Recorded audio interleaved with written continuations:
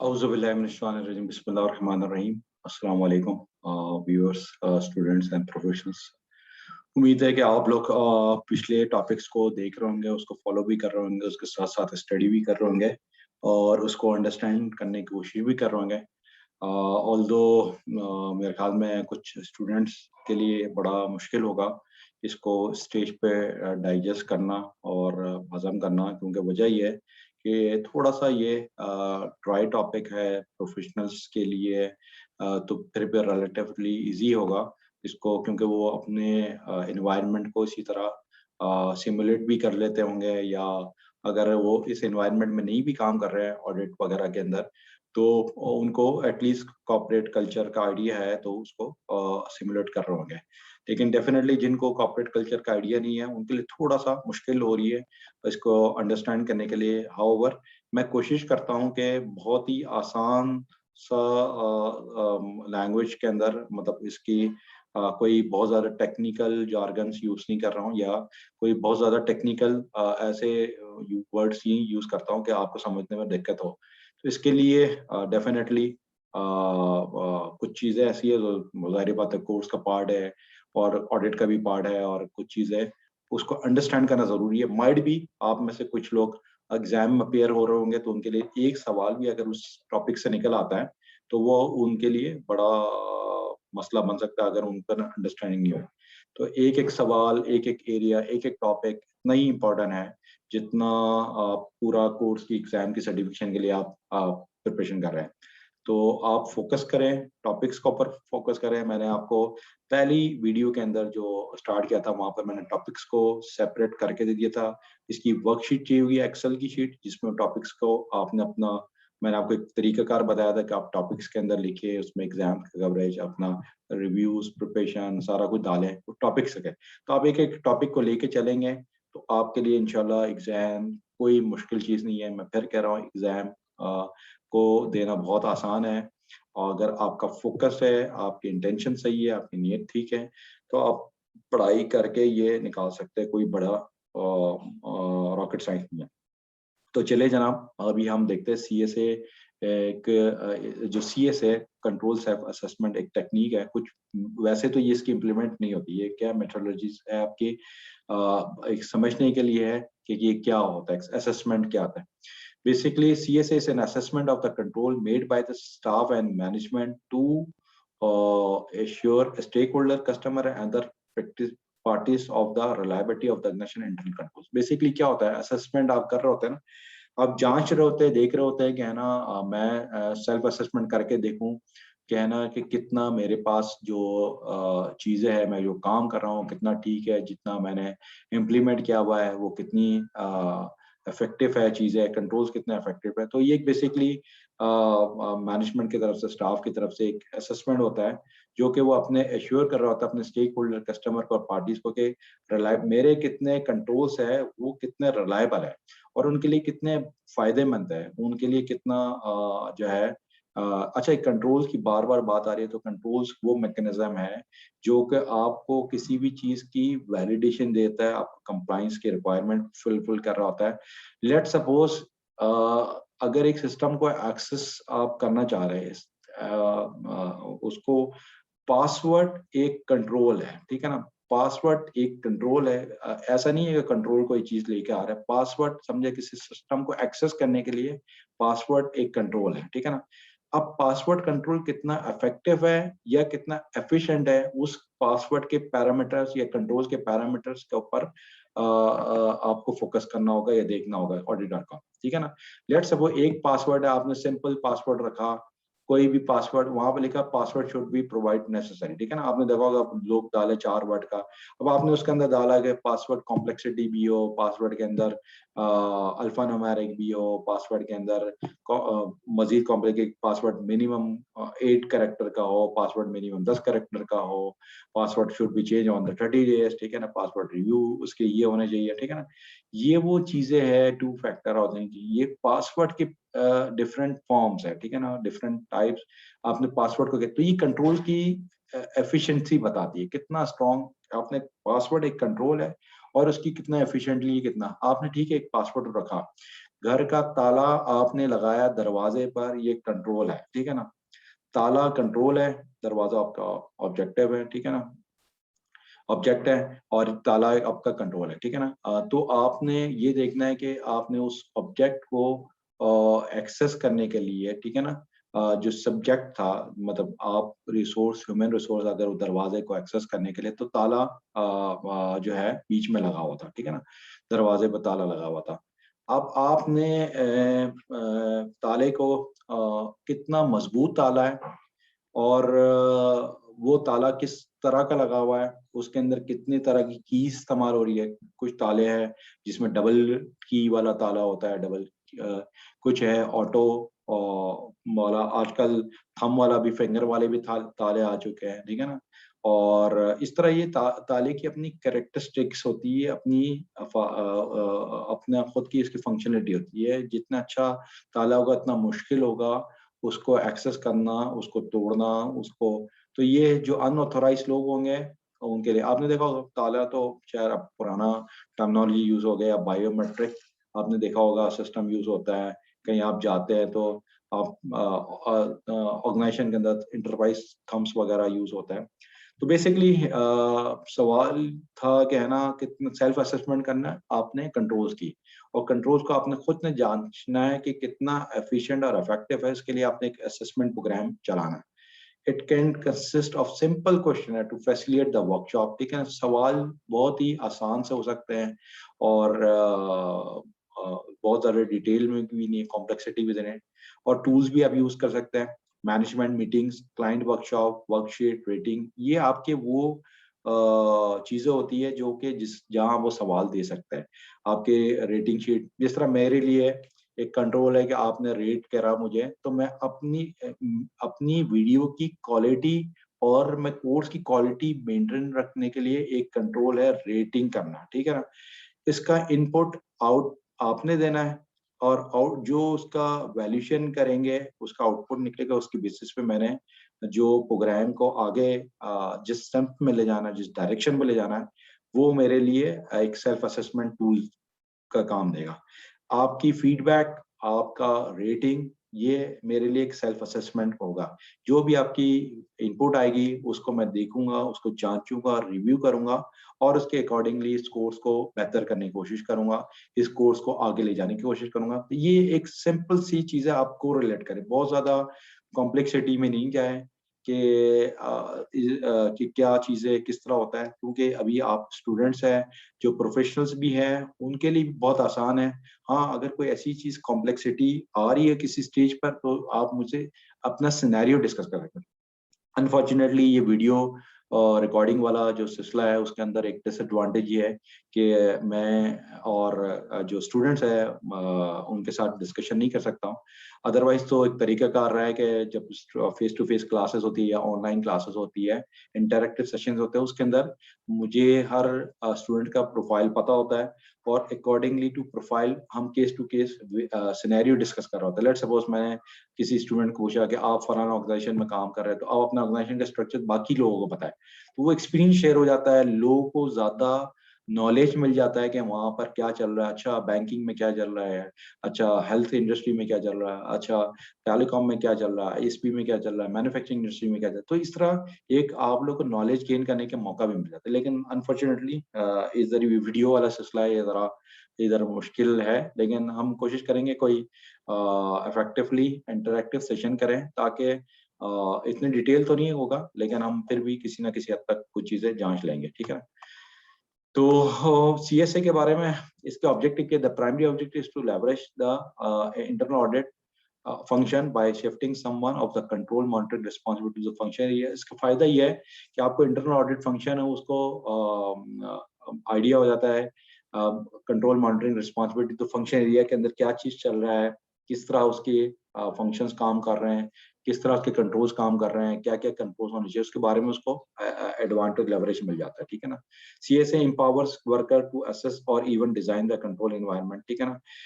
Empower करता है workers को, ये जो एम्प्लॉयज होते हैं उनको एम्पावर कर रहा होता है, असेस कर सकते हैं, डिजाइन कर सकते हैं अपने कंट्रोल एनवायरनमेंट को देखते हुए, क्या कंट्रोल क्या वीक है। डेफिनेटली ऑब्जेक्टिव है ना, आप असेस करेंगे, आपको चीज नजर आएगी, अच्छा ये कंट्रोल मेरा वीक है या ये कंट्रोल है ही नहीं, तो उसको इम्प्लीमेंट करना तो उसको हेल्प करेगा कंट्रोल एनवायरनमेंट को इम्प्लीमेंट करने का। An IS auditor role is to facilitate and guide the auditee in assessing their environment by providing insight about the objective of control based on the risk assessment.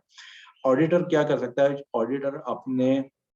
Auditor का role जो है, अपने ऑडिटी जिसको audit कर रहा होगा उसको assess कर सकता है फॉर देयर एनवायरनमेंट, उनसे इंसाइट लेकर, उनके ऑब्जेक्टिव लेकर कि बेस ऑन रिस्क कंट्रोल कौन सा है, क्या चीज है। तो जब ऑडिटर की नॉलेज उस हद तक होगी कि वो ऑडिटी का एनवायरनमेंट को स्टडी कर चुका होगा, कंट्रोल्स के बारे में मालूमात लिएगा बेस ऑन हिज नॉलेज, ठीक है ना। आपकी नॉलेज बन गई है, आज आपकी नॉलेज जितनी इस वीडियो को अब तक जितनी देखिए, माइट भी आपका कुछ एक लेवल डेवलप्ड होना शुरू हो गया होगा ऑडिटर के बारे में, और सोचना शुरू हो गया होगा, या आप उस बारे में सोच रहे होंगे। अब जो प्रोफेशनल है उनको फौरी तौर पर अपने एनवायरनमेंट को सिमुलेट करके, अच्छा मेरे पास मैं सिस्टम यूज कर रहा हूँ, मेरे पास ये कंट्रोल्स है, मैंने कभी उस पर गौर नहीं किया, मैं देख सकता हूँ, ठीक है ना। सैप वाले जो हमारे कोई कोर्सेज क्लियर होंगे वो देख सकते हैं कि सैप में वो बहुत सारे ऐसे प्रिविलेजेस के एक्सेस के इश्यूज है या कंट्रोल्स है, मैं उसको लगा के उसकी वैल्यूएशन कर सकता हूँ, यूजर की वैल्यूएशन कर सकता हूँ। तो ये वो बहुत सारी चीजें ऑडिटर जब आप होते हैं तो अपने इंसाइट लेकर उनको दे सकते हैं। CSA का कुछ एडवांटेज और कुछ डिसएडवांटेज है, ठीक है ना। वो क्या चीज है, प्रोस एंड कॉन्स क्या है, इसके एडवांटेज क्या है। अर्ली डिटेक्शन ऑफ रिस्क, पहले जाहिर बात है आपने असेसमेंट कर ली तो कोई रिस्क आपको पहले पता चल गया, ठीक है ना। लेट्स सपोज मैंने आपसे फीडबैक लिया और आपकी वैल्यूएशन फीडबैक रेटिंग ली, तो खुदा न खास्ता अगर मेरा फेलियर है इस कोर्स का, तो मुझे पहले पता चल जाएगा। वो लोग तो मुझे कह रहे हैं कि ये देखिए आपकी वीडियो सही नहीं है, आप पढ़ा सही नहीं रहे, आपकी जो कुछ पढ़ा रहे हैं हमें समझ में ही नहीं आ रहा है।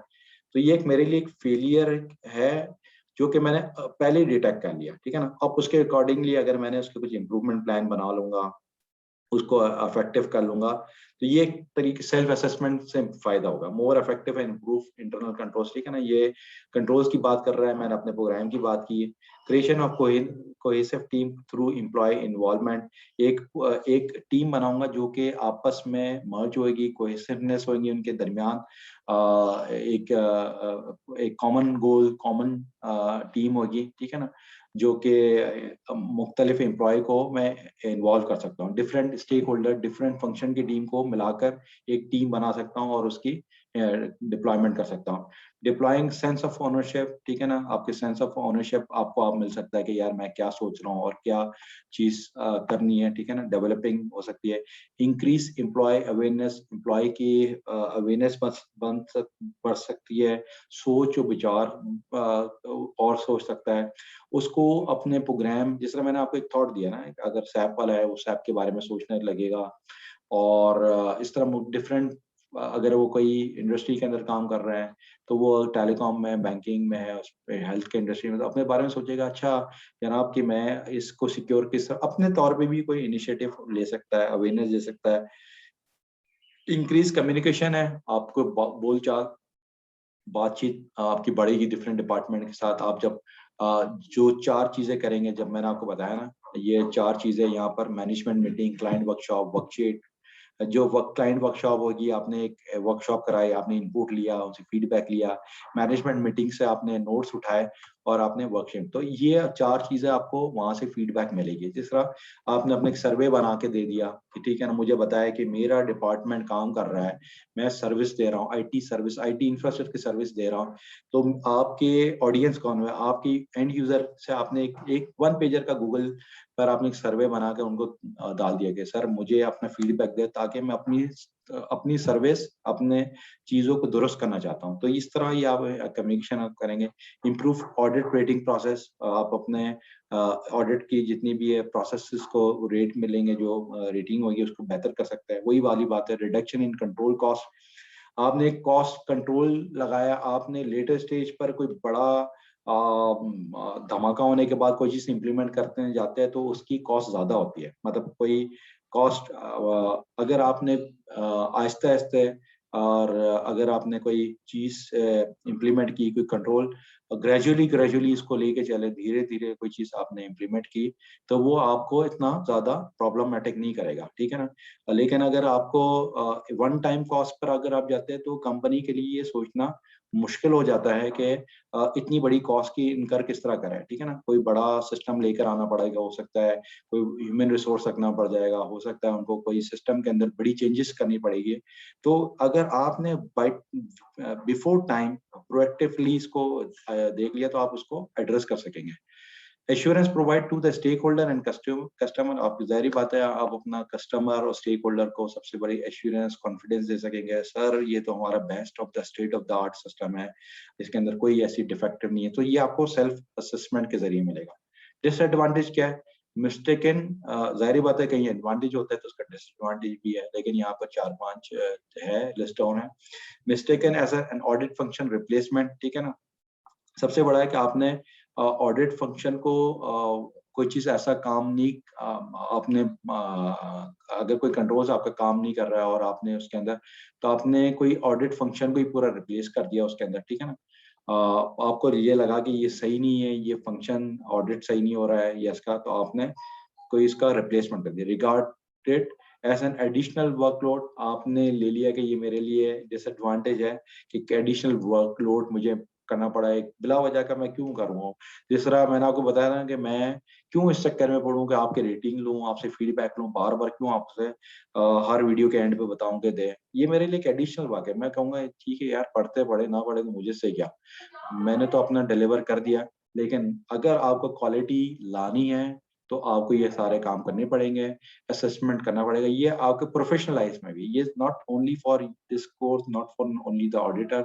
अगर आप कहीं भी कोई काम कर रहे हैं तो ये जरूर रखें कि सेल्फ, और आजकल क्वालिटी कंट्रोल वगैरह पर आपने देखा होगा, आप खाना खाने जाते हैं KFC मैकडोनल्ड वगैरह के अंदर, वहां पर आप जाते हैं तो कार्ड पड़ा होता है, उसमें आप लिखता है कि how our services, how please rate our services, quality food वगैरह, डिलीवरी, एम्बियंस वगैरह, ये सारा कुछ आप उसको रेट करते हैं। तो उसके बारे में कुछ लोग होते हैं, पढ़ते हैं, देखते हैं, एक्शन लेते हैं, लेकिन बहुत से लोग उसको कचरे के डब्बे में डाल देते हैं। लेकिन उसको अगर आपने रिव्यू किया तो आपको फीडबैक पता चलेगा, आप अपने आप को इम्प्रूव करेंगे, सेल्फ ऑफ आपके रिस्पॉन्सिबिलिटी नजर आएगी आपको ना, ठीक है ना। यहाँ पर अनफॉर्चुनेटली हमारे यहाँ पर सेंस ऑफ रिस्पॉन्सिबिलिटी जो है वो नहीं है। लेकिन ये आपके लिए एक प्रोफेशनल के लिए आपकी आपकी पर्सनैलिटी ग्रोथ के लिए बहुत बड़ा टूल है कि आप अपने आप को जजमेंट दे सके, आप अपने जज कर सके, आप फीडबैक ले सके। मैं मेरे बारे में, आप अपने बारे में फीडबैक लेके मैं किस हद तक मैं अपने स्किल्स को यूटिलाइज करता हूँ, क्या चीज कर रहा हूँ, तो आप सिस्टम सर्विसेज जो दे रहे हैं उसके बारे में।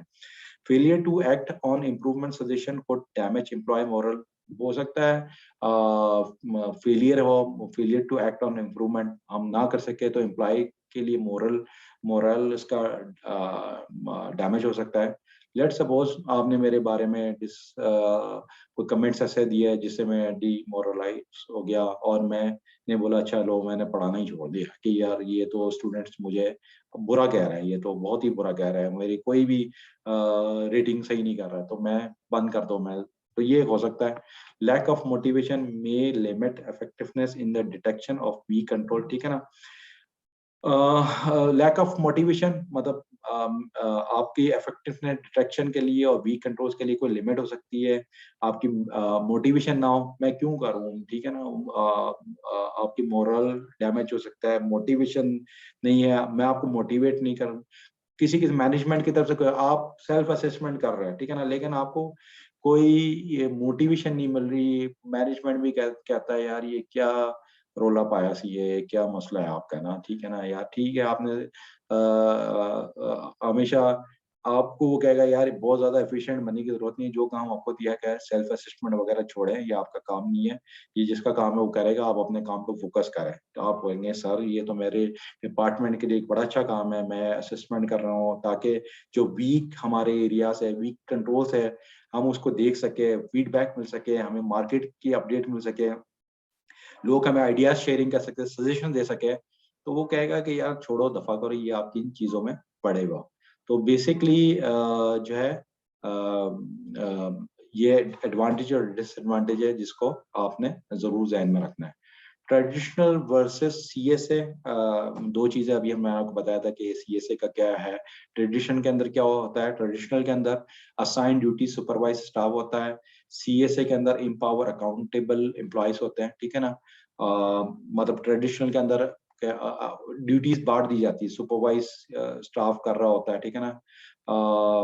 इधर जो है खुद एम्प्लॉय एम्पावरमेंट होता है, ठीक है ना, खुद रिव्यू कर रहा होता है, सेल्फ असेस कर रहा होता है, अपनी चीजों के बारे में अब देख रहा होता है, ड्यूटीज बांट भी जाती है लेकिन उसके अंदर इंप्रूवमेंट लाने की कोशिश करता है।